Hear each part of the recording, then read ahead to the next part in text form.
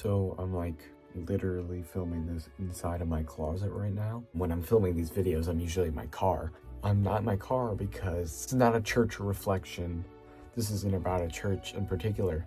Last church we went to the Messianic synagogue. In that video, I don't know if you watched it to the end. If you didn't, go back, watch all these videos. Watch all the videos, then come back to this one. That was by far the longest one we've made. I cut so much, and in that video I said, since I cut so much, I think the message of what I'm trying to say in a particular part is gonna get lost, so I'm gonna make a follow-up video. This is that follow-up video. I didn't originally want to make it. Watching it all back, I was like, no, I get a pretty positive thing, and I didn't want to risk it being too negative. I was like, well, it's not that bad, so I guess it's fine. But then I read all the comments we're getting, and oh my gosh, like, no, I gotta say something. This also isn't about Messianic Judaism, it's more about regular Judaism. But the most harsh comment I'd say I get that really inspired me to make this right now, that's why I'm in my closet. This is like really quickly produced because I don't really have time to like think about what I'm gonna say. Basically, it says, these guys are not Jews. They are pretending to be Jews. They're no better than X-chins. They won't write out Christians. They're using X-chin as like a derogatory term. And they say Jesus and the Christian message as a whole is an abomination. And that really sparked it in me. What I left out of that video, what I edited out, was a lot of the stuff from the Old Testament, a lot of the stuff explaining things. Ben, my partner in these videos, when he was still trying to get questions answered about faith stuff in general. Well, first off, he didn't even know Christianity came from Judaism. When he found that out, he asked me, well, how come Jews don't believe in Jesus then? There's a reason, actually, that Christianity is a separate thing from Judaism, and it stems back to the Old Testament. In Isaiah, the prophet Isaiah, he was like the biggest guy when it comes to prophecies about Jesus, like 700 years before he was born. That's probably wrong. But like the prophecy itself says, yes, kind of going to be moving away. What it literally says is, think of the people of Jerusalem, like the Jews, as like all the sands on the shore. And then only a handful, like just a handful of sand, that is what's going to be carried over into this new plan that God says. God is like giving this prophecy. He says, behold, I am doing a new thing. There was the old thing, the old covenant, the new covenant, Christianity. The old covenant is old covenant Judaism, which becomes Christianity. God says this. In the old covenant, the Tanakh that the Jews believe, says, there's the old covenant, behold, I'm doing a new thing. And he says, the people of Jerusalem, my chosen people, only a handful of them are gonna come with me. So it's like, what is this that God's talking about? Just read the Bible. Just read the Bible from beginning to end. You see a pretty clear picture. God creates man. What does man do? He goes away from God. Then he's trying to reconcile it. God never dies out. There's always people believing in God, following God. But then there'd be times where, even if hyperbolically, the whole world is against God except for Noah and his family. Noah goes on. Everyone else is not a part of it anymore. When Noah's family goes into sin, God says, hey, this isn't a part of my covenant. God works in covenants. He makes agreements with man, and all those covenants are like ifs, thens. Like, all you have to do is just not be evil lunatics, and you get this land, or you get this promise, you get this. God has never broken a promise, but man has so many times. You see that. God promised Abraham this land. Cut to Moses, they're begging to be saved. God's gonna save them from Egypt, bring them into the promised land, and they're like, yeah, I don't want to. It's too scary. There's giants there. We'd rather go back to Egypt. Get into the promised land. They have judges. There's no king. Everyone is doing what was right in their eyes. In the book of Judges, you see this cycle of falling and redemption, falling and coming back. They're all doing evil. God has this judge who comes, hey guys, let's get back on track. They get back on track, and God's like back in favor with them. Rather, they're back in favor with God. Then they fall back, and it's a cycle, and it happens so many times, and then he gives them a king. Even though God says, it's not a good thing for you to have a king. Guess what happens to the king? He kind of goes crazy. Just that for the rest of the Old Testament. Going crazy, and God saying, let's try to do better. They don't do better, and then he's like, okay, do you know what? He allows Babylon to come in and conquer the land, tear down the temple that they do all their sacrifices, their holy rituals in, and they get banished from that land, sending them out into the escapes of Babylon and stuff. But there's still that small few that are like, God, we love you, God, we trust you. The people here are not good people, but we trust you. That after some time, they finally get their trust back in God. He lets them come back in. They start building another temple, like, yep, we're doing the best we can, God. They like relearn the laws, basically. Flash forward, guess what they do? They go back into sin. They stop doing what they're supposed to be doing. God sends these prophets. Come Isaiah. He's like, the Messiah's coming, and we've done this cycle so many times. I'm gonna go out. You were my chosen people for so long, but now I'm gonna do what I always wanted to do and reach the whole world, reconcile the whole world to me. Even the Gentiles, not the Jews. Gentiles at this time were pagan. They'd worship pagan gods. Just look up the type of stuff the pagans were doing at that time. It's kind of disgusting. Not kind of, really disgusting. It's really gross and really weird.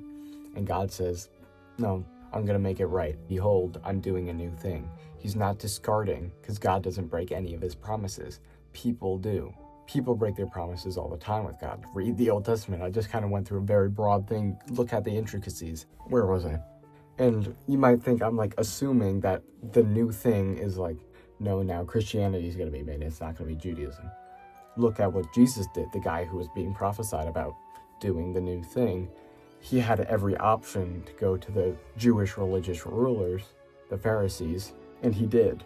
He went to them, and they didn't like him. They said, you're healing on the Sabbath. No, this is sin. This is terrible. You can't be doing this. Who are you to be doing all these things when the law is so clear? They wanted nothing to do with him, so he went to fishermen, saying, you are a fisherman, I will make you fishers of men. That's where he started his new thing, his church. That's where he started with his apostles. So instead of the institution that was brought up, he chose a new thing. The fishermen, James, John, Peter, and Andrew. They were Jewish, but they weren't the Jewish rulers. He's starting a new temple.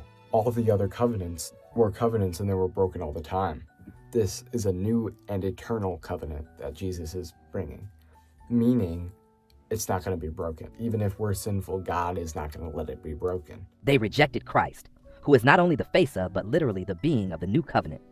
So since they reject Christ, they are rejecting this new covenant. And what we know about this new and eternal covenant, it doesn't have anything to do with the Sanhedrin and the temple, the Jewish temple. Jesus, when he's at this temple, what does he say? Give it time. You see all these bricks, not one brick is going to be upon another. It's all going to fall down. Flash forward 50 years, that's exactly what happened.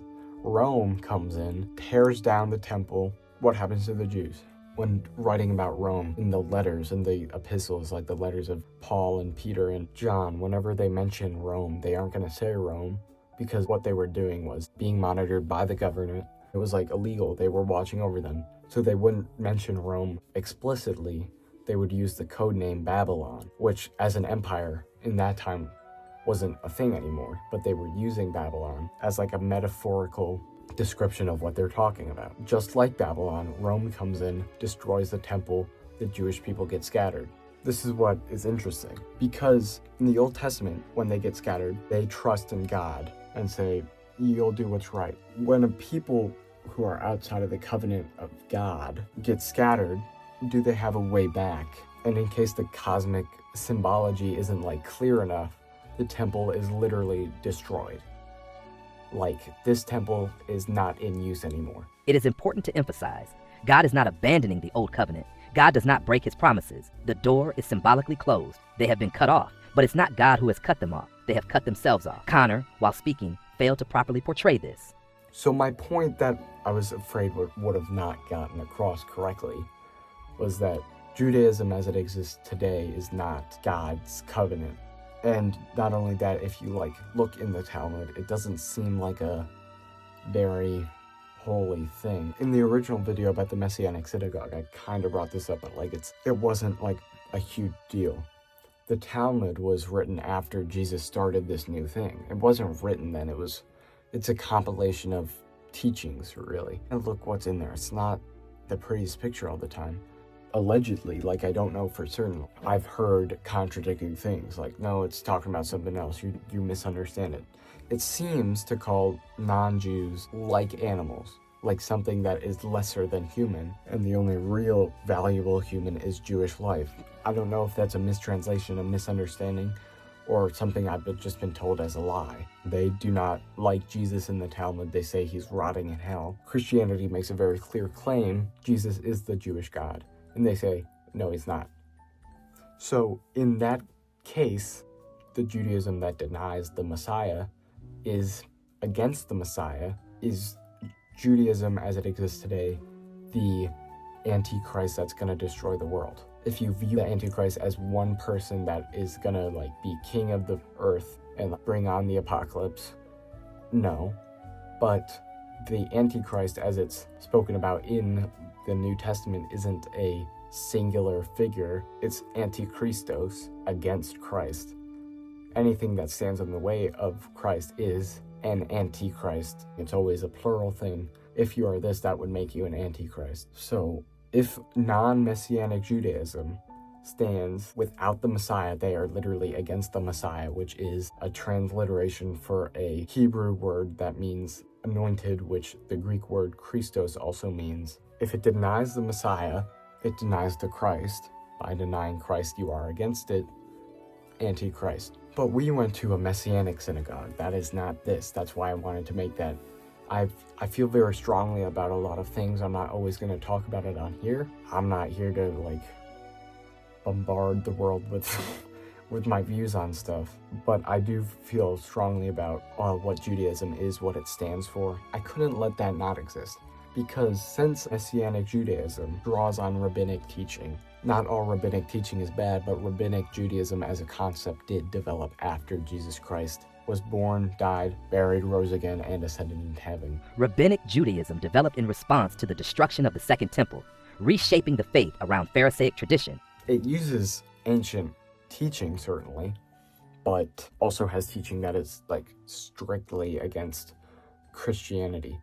But also in that video, I did make sure to say that Messianic Jews don't take Talmudic tradition to be binding in any sense. They use it as an interesting insight, because also a lot of Talmudic teaching is literally against Christianity.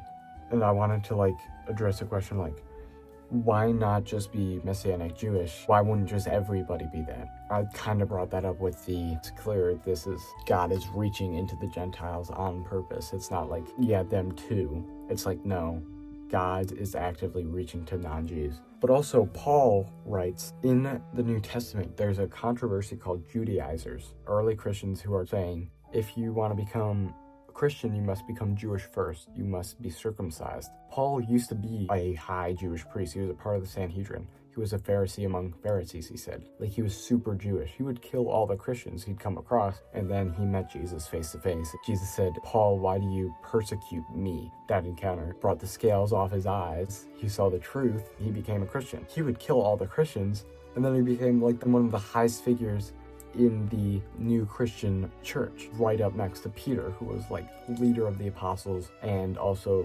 head of the early church. And what Paul wrote, hey, if you want to circumcise yourself, go ahead, but just go ahead and cut the whole thing off with it. He's saying this old covenant law is not what saves you. And nowhere does he say you just have to accept Jesus into your heart. That's a very modern understanding. It's not wrong. People always try to make it seem that's so wrong, you actually have to do all these works. Something as simple as that can save you, because it's not your faith that's saving you, it's God's grace. God's grace is what saves you.